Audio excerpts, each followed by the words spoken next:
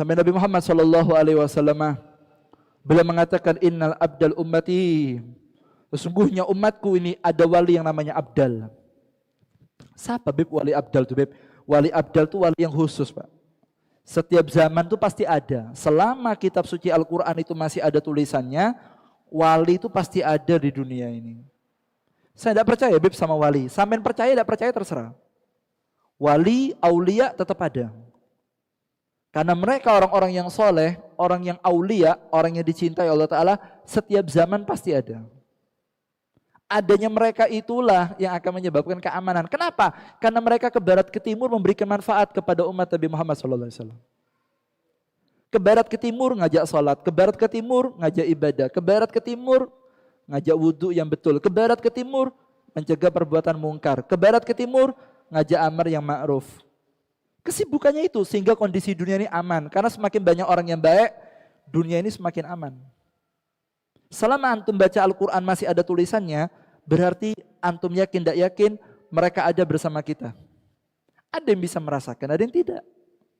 Tahukah sampean, wali yang sampai pada peringkat abdal itu, kata Nabi Muhammad, itu bukan laisa bikasrati sholah, wala bikasrati siyam. Mereka sampai pada peringkat itu bukan dengan sholatnya, bukan dengan tahajudnya, bukan dengan puasanya, bukan dengan itu semua. Tidak, tapi dengan 3 hal. 1, bisa khawati nufus.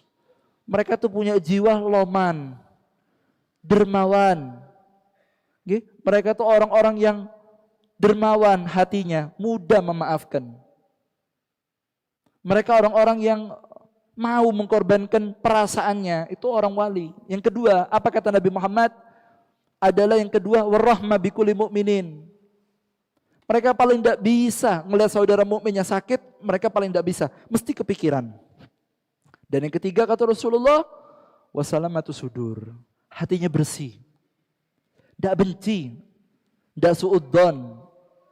Kemudian mereka tidak punya mencari aibnya orang, enggak, bersih hatinya. Selalu merasa dirinya yang jelek. Sehingga dengan 3 sikap inilah kata Rasulullah, orang itu sampai derajat yang tinggi, orang-orang yang istimewa di depan Nabi Muhammad SAW. Semoga diberikan selamat Allah Ta'ala ya. Nah, penting ya, gini-gini penting. Kalau sampai tidak punya peduli sama mereka, gimana mau sampai peringkat yang tinggi? Saya tahajud, Beb. Saya baca salawat 1000 setiap hari, Beb. Antum baca apapun, tapi kalau hatinya tidak cinta sama muslim, tidak bisa. Justru antum punya perasaan peduli sama mereka, itu bukti amalnya antum diterima.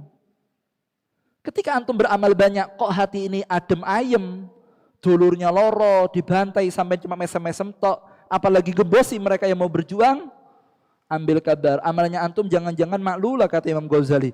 Ada penyakitnya amalnya antum sehingga tertolak amalnya antum di hadapan Allah.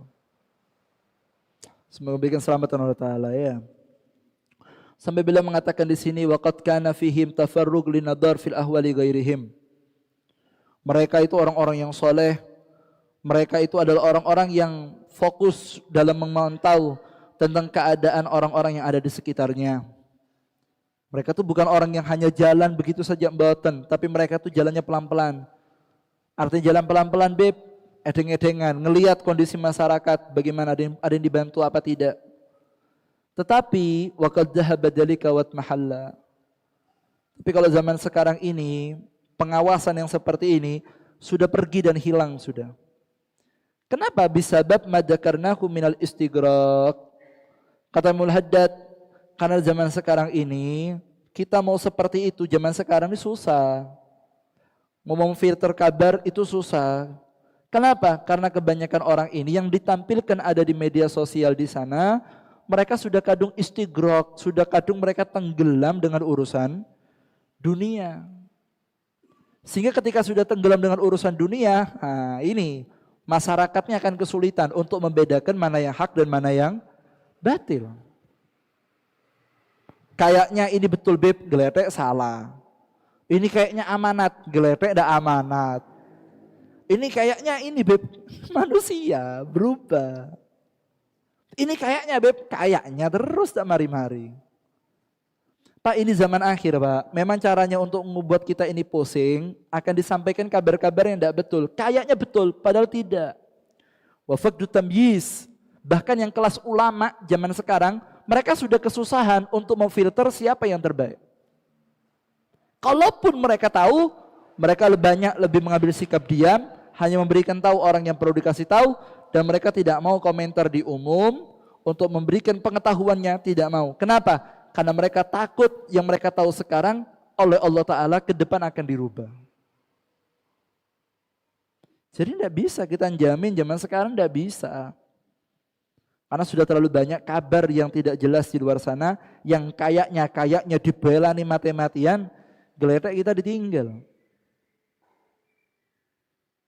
Saya bisa membedakan dari mana? Allah Ta'ala akan memberikan pembedaan kepada kita kapan? Kita bisa membedakan mana hak yang batil. Cuma satu, apa itu? Bertakwa. Bertakwa tuh gimana Beb? Sholat, ibadah, sampai peduli sama orang muslim, tidak banyak dengar kabar, sampai akan diberikan furqan. Wa may yattaqillaha, siapa orang yang bertakwa kepada Allah Ta'ala. Dalam ayat yang lain Allah mengatakan ja'alahu furqana, maka dia akan diberikan oleh Allah furqan. Apa itu furqan? Al-farq bainal haq wal batil. Allah akan ilhamkan dalam hatinya mana yang betul dan mana yang salah. Kapan orang itu bisa dikasih pemikiran ini betul, ini salah, ini tepat, tidak tepat, ini cocok, tidak cocok. Kapan orang dikasih pikiran itu? Ketika dia bertakwa kepada Allah. Ama media yang ada di luar sana, ya kurang lebih omongannya manusia bisa berubah, apalagi dengan uang, apalagi dengan iming-iming jabatan, mereka di luar sana bisa ngomong seenaknya. Bisa ngomong seenaknya. Apalagi negara kita Indonesia, Pak. Tidak nutup mata, nggih, tidak nutup mata. Negara kita ini negara demokrasi, tidak nutup mata. Mata melek. Sebetulnya nggih, saya ngomong sebetulnya, secara Islam memilih pemimpin itu bukan dengan coblosan, tidak ada. Terus gimana milih pemimpin yang betul? Milih pemimpin itu ada Dewan Suroh. Di zamannya Kanjeng Nabi itu ada cendikiawan. 10-15 orang yang alim-alim, nanti mereka ini yang akalnya sempurna-sempurna ini, yang cendikiawan menentukan siapa yang pantas. Kalau sekarang tidak umum, Mbak. Akhirnya suara bisa dibeli.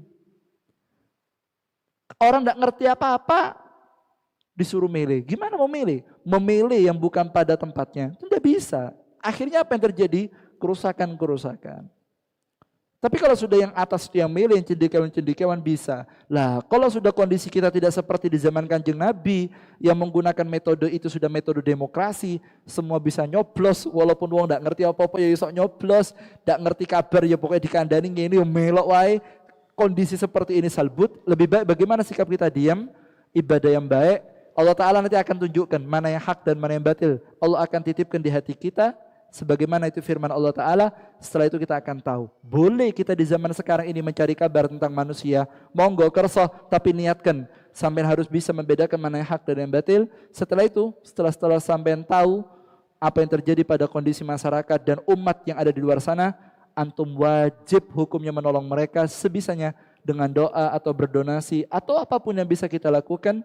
Dan ketika sampean punya perasaan seperti itu puncak keimanan. Tapi saat kita sudah terlanjur tahu kondisi, terus kita pura-pura tidak tahu, maka itu bukan orang-orang yang beriman, yang takut dilepas dari rombongan Nabi Muhammad sallallahu alaihi wasallam. Semoga diberikan selamat Allah Ta'ala ya. Nah, kalau sudah sampai di sini gimana Beb? Selamat.